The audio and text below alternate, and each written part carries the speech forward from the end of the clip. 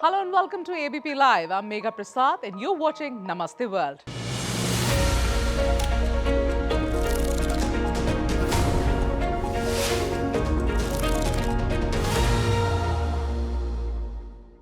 A few weeks ago, we discussed a globally important picture.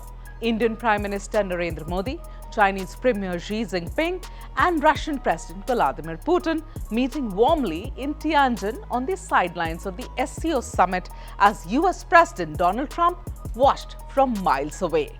Now, we discuss a completely different picture.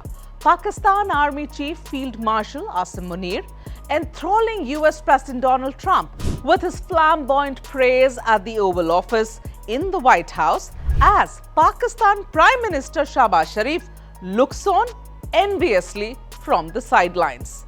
In fact, he was looking on enviously from the sidelines even when Prime Minister Modi, Xi Jinping and Putin were laughing together some months ago, but then that seems to be his fate.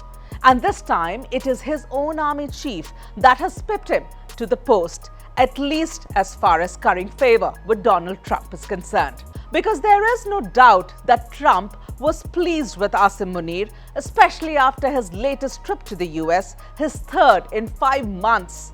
After that meeting, a particularly glowing Donald Trump said, and I quote, "The Prime Minister of Pakistan was here along with Field Marshal, who's a very important guy in Pakistan. He was here a few days ago and he said to a group of people, this man saved millions of lives because he stopped the war from going on. That war was going to get very bad. I was very honored. I loved the way he said it. Susie Wiles was there. She said that was the most beautiful thing, but we saved a lot of them," unquote. Now, this combined with Pakistan's suggestion that Trump be awarded the Nobel Peace Prize has certainly put him in a very good mood, especially with Munir, especially after India has very categorically denied any US role in the India-Pakistan ceasefire. Since there is no evidence otherwise of Trump's peacemaking attempts, this validation, even if not true, from Pakistan has allowed Trump to double down on his claims again. Meanwhile, Pakistan's television media and social media are celebrating the nearly 90-minute interaction between US President Donald Trump, Pakistan's Army Chief Field Marshal Asim Munir and Prime Minister Shahbaz Sharif. Islamabad has waited more than 4 years for this moment. Pakistanis see it as a return from, well, if not diplomatic Siberia, then at least from a period of relative irrelevance. Until a while ago, Islamabad was still smarting from memories of the early Biden years when the US President never called then Prime Minister Imran Khan and when India at the center of Quad had displaced Pakistan from Washington's military arithmetic. Not only has Pakistan quickly forgotten those days, many Pakistanis on social media openly admit they do not mind PM Shahbaz Sharif being sidelined by Asim Munir.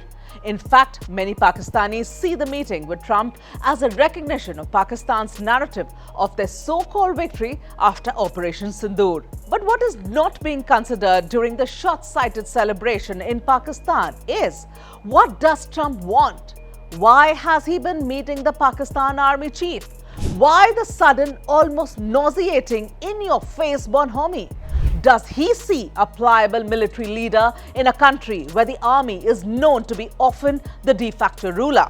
Does he see greater friendship with Pakistan as a way of checking China, laughable as that notion might be? Or is it just a way of showing India that there are other fish in South Asian seas? But also, is it about the Middle East? To begin with, Trump wants to reinstate the Abraham Accords, which he introduced during his first term. The Abraham Accords are a set of agreements that establish diplomatic normalization between Israel and several Arab and Muslim states. But since the crisis in Gaza in October 2023, the accords have slipped from Trump's control. Trump's attempts at imposing his 20-point peace plan have also not met with the immediate success he had promised the world. The talks are continuing, but so are the strikes. Pakistan, as is its custom, has done a flip-flop on the peace plan. After agreeing to it in the meeting at the Oval Office, attended by Munir and Shahbaz Sharif, Pakistan Foreign Minister Ishaq Dar said that the peace plan shown to Pakistan was different from the one finally presented by Trump. Yet, the next day, Sharif congratulated Trump for it. So for now, Trump seems to have the support he wants on the Gaza peace plan, from Pakistan at least. Secondly, Trump wants Pakistan's help in getting back Bagram Air Base in Kabul, which he claims should be under American control. While the US president maintains that quitting Afghanistan was a bad idea, he knows he will have no support if he decides to send American soldiers back into Afghanistan. He is probably reading Munir's desire to fight the Taliban back, especially in no man's lands like Khyber Pakhtunkhwa, and sees an opportunity there for another proxy war, one that would serve both Trump and Munir's egos. Experts say this reset in US-Pakistan relations, Trump's second administration, should also be viewed from the lens of Trump's personal ambition rather than government policy. Some weeks ago, US former National Security Advisor Jake Sullivan accused Donald Trump of throwing away relations with India to benefit his family businesses in Pakistan. In a recent interview to Midas Touch Network's YouTube channel, Sullivan said, and I quote, "India was a nation that US should be aligned with. The US has worked to foster a relationship with India, a country we should partner with on technology, talent, economics, and numerous other issues. We should also align in addressing strategic threats from China. Now, I believe that due to Pakistan's readiness to engage in businesses with the Trump family, Trump has sidelined India's relationship," unquote. Trump's critics say it is his business-oriented approach that has led Trump to develop closer ties with Pakistan. In April, soon after the terror attack in Pahalgam, the Pakistan Crypto Council, PCC, and the World Liberty Financial, WLF, entered into several agreements to encourage investment and innovation in the crypto sector. Interestingly, Donald Trump, along with his son Eric Trump and Donald Trump Jr. and his son-in-law Jared Kushner, collectively own 60% stake in World Liberty Financial. A report in Pakistani news organization Dawn said WLF representatives met Shehbaz Sharif and Asim Munir to finalize a letter of intent. The company has listed Trump as its chief crypto advocate. This comes amid reports on Pakistan preparing to roll out new crypto laws to strengthen its place in digital currency markets. This is not the end of Trump's business's interest in Pakistan. Well-known US businessman Gentry Thomas Beach has been pushing for business deals in Islamabad, and he is known to have close ties to the Trump family, especially Donald Trump Jr.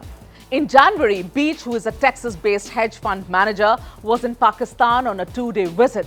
During the visit, Beach met Prime Minister Shehbaz Sharif as well as business leaders. He then announced a multi-billion-dollar investment through his holding company, White Bridge Real Estate. His company also signed a deal to explore gold deposits near Indus River. So you see, both Munir and Trump have interest in seeing the US-Pakistan relationship prosper. Munir is sure to get his extension while he's basking in Trump's favor. Trump and his family's companies are getting the deals they are looking for in Pakistan. But how long this mutual admiration and its benefits will last is anybody's guess, especially since both parties have a history of being temperamental and fickle. Thanks for watching.